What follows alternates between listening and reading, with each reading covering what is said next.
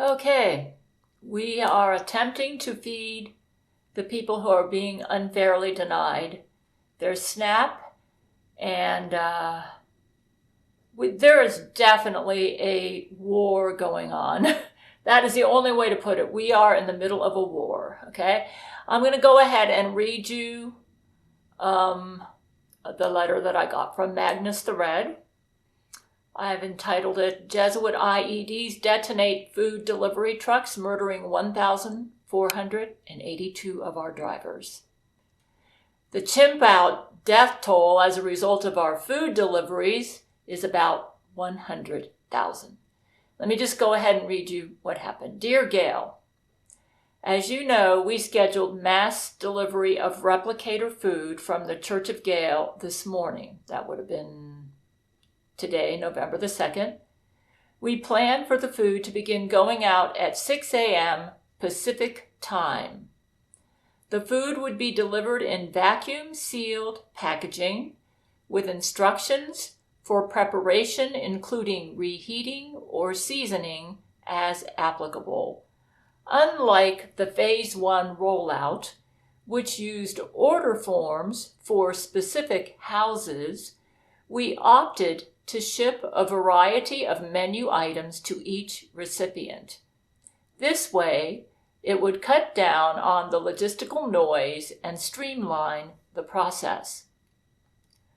Per your instructions, our corporate outreach team coordinated with delivery services throughout the country to requisition trucks for our efforts. Each delivery service was more than happy to provide, that would be UPS, FedEx, was more than happy to provide a fleet of trucks to aid the needy. We were also able to hire furloughed federal workers as drivers for this effort. These former government employees were approximately 80% of the driver pool. Each driver was assigned a truck and a route in their region. They were also instructed to equip themselves with protective weapons which were clipped to their belts. Per information from military headquarters, the weapons were to act as a safety measure. These assignments covered all 50 states. As a precautionary measure, we enlisted the help of local police departments who provided helicopter oversight of the deliveries. The helicopters would not provoke a response from the affected communities, as police helicopters are commonplace for law enforcement in those areas. The following is a narrative about the events that unfolded at approximately 6:15 a.m. Pacific time. That would be, I believe, 8:15 a.m. Central Time in Louisiana. Wait a minute. Yeah, I think that's right. Yeah, about 8:15 a.m. Although this report primarily focuses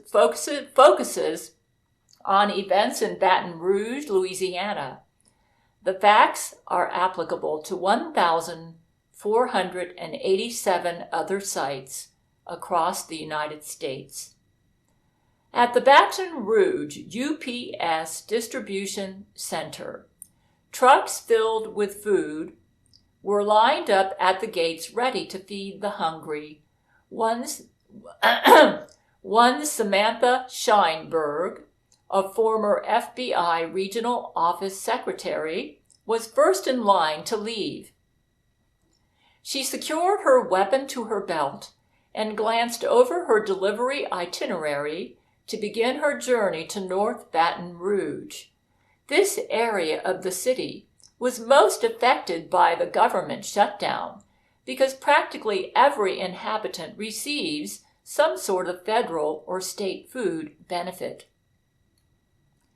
She cruised for 10 minutes on Interstate 110, also known as Martin Luther King Jr. Expressway, and took her first exit onto a wide, populated boulevard. A police helicopter was already in the area, watching her every move, and ready to provide support. Her first scheduled stop was a Section 8 housing complex a few blocks ahead.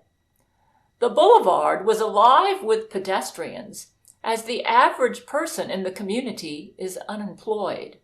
Samantha squinted her eyes and noticed debris on the street. This was not unusual given the propensity of the locals to throw trash, cigarette butts, and other items onto the ground. It does not seem that the locals understand the purpose of the publicly provided trash receptacles on every street corner. Apparently that's where they dropped off the food. Each street in North Baton Rouge is also covered in debris from the various hourly car crashes and side swipes that occur due to poor driver education. Due to the aforementioned street trash problem plaguing the neighborhood, she paid it no mind. Then she heard a thunk sound and something rattling in the undercarriage of the truck. She figured that she had run over one of the half-dozen car fenders strewn about her. Seconds later, the sound of a revving drill grew louder and louder. She felt pressure build under the cab of the truck. Suddenly, what appeared to be a spout burst through the floor right next to the center console. Before being able to react, a geyser of white fluid burst into the cab, flooding the compartment. Unfortunately, Samantha quickly drowned as her orifices were filled with semen. She lost control of the truck, ran over more debris, and crashed into the first floor of the Section 8 housing complex. The debris turned out to be a second and third drill, which perforated the undercarriage of the truck in two locations, one under the cab, in other words, the debris that she was driving over, and one under the cargo bay. With 3 geysers of semen, the cab and cargo bay filled with pressure. Samantha's lifeless body was pinned to the roof of the cab. A hole burst through the roof, and Samantha was shot out of the truck's newly formed blowhole alongside a volcano of the white fluid. Her body flew through the air into the spinning blades of the helicopter and was converted into a pink mist. The truck continued to spray semen as if it were a whale surfacing the ocean. Due to windy conditions, the gluey liquid sprayed into every open window of the building, and most of the windows were open due to the fact that the complex does not offer climate control or, like AC and stuff. The truck began to smoke due to the crash. The crowd of pedestrians saw the opportunity and swarmed. A full-blown chimp out was about to occur. Who knows what could be contained within the truck? A shipment of Black & Milds, Nike Air Force Ones, or perhaps someone's scheduled biannual delivery of 48-count Starkist tuna cans? The crowd attempted to pry the doors open. Locals trampled each other to get first dibs. Some began grappling and pushing. Others drew handguns and switchblades. The street had descended into chaos. The locals, unhappy with the impenetrable truck doors, began smashing windows of local businesses. Looting had begun. One man ran into a hardware store and returned to the truck with a bolt cutter and severed the lock. Many in the crowd turned to the truck and, empowered with a guerrilla rage, began sprinting towards him. He fended off his neighbors through several choice blows with his metal tool. 4 more people were added to the chimp out's bloody toll.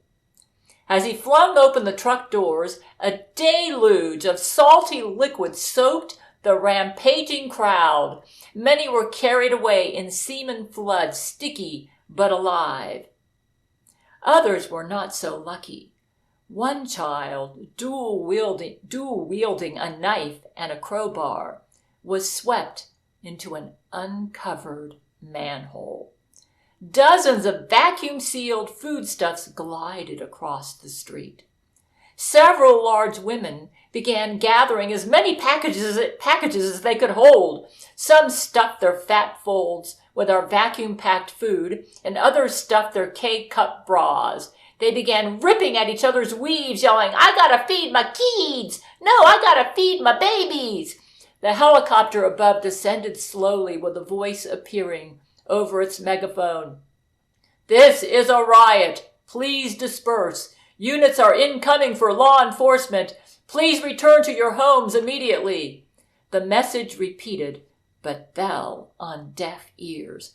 Countless police cars appeared, and hundreds were arrested for rioting, looting, murder, assault, arson, and vandalism.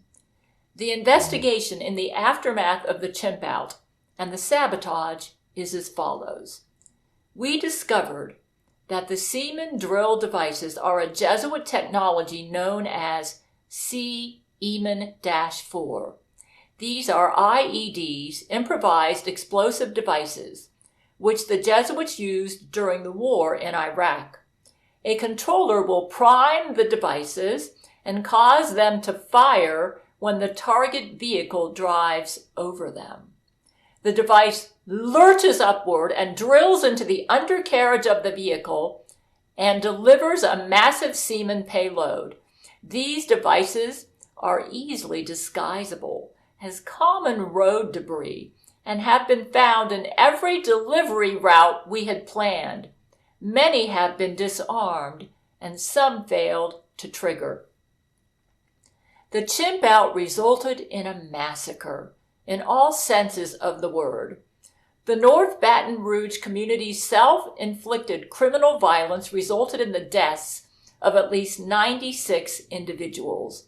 Many more were wounded. The damage wrought by the CEMAN-4 devices cannot be understated.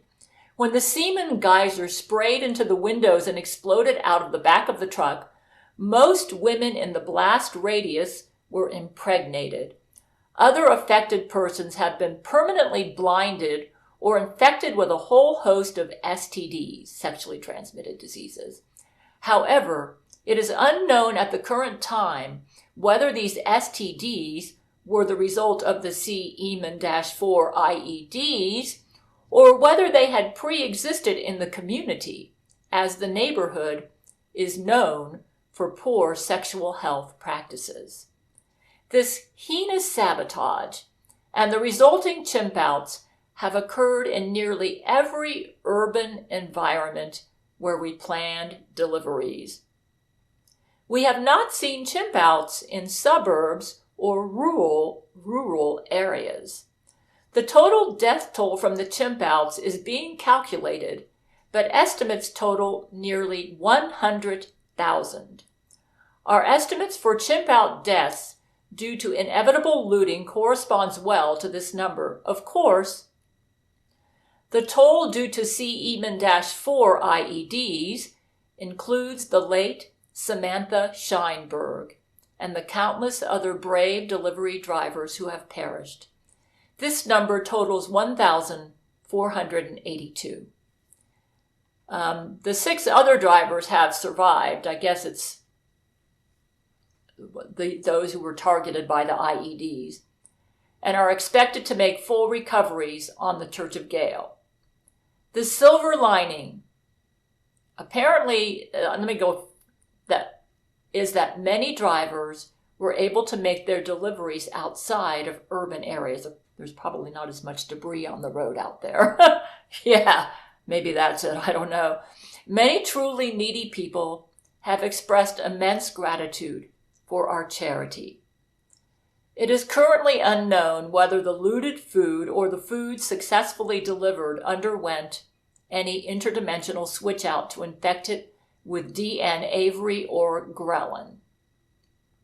This is still under investigation. Unfortunately, the weapons were not able to protect many of the drivers individually, as their trucks were targeted and the trucks were not protected from the IEDs. It is still possible that the food could have been switched out or tampered with after delivery. These stories are being reported as mass looting events and gloss over the clear sabotage. However, our efforts in the lying fake news media are being framed as a failure to deliver on our promises, which is simply untrue. As the story develops, we will provide further updates. I have suggested to my men that we may want to do helicopter drop-offs for the urban areas.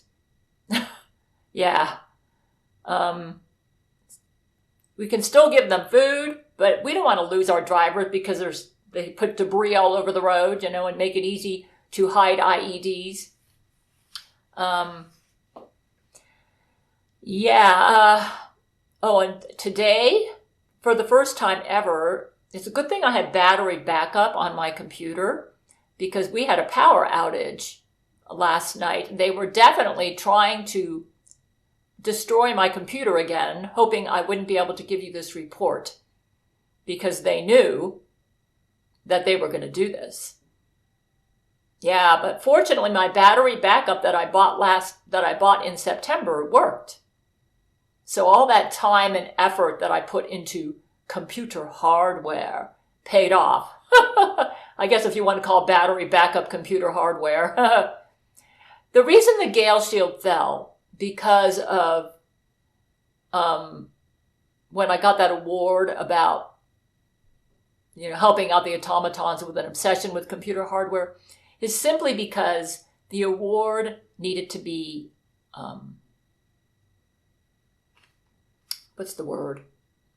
It needed to be there was something in the award that was affecting our DNA, I think, and was enabling them to transform us into automatons, and it needed to be neutralized. Okay, I forget the word. They're using brain control on me. Anyways, I'm reporting the sad news.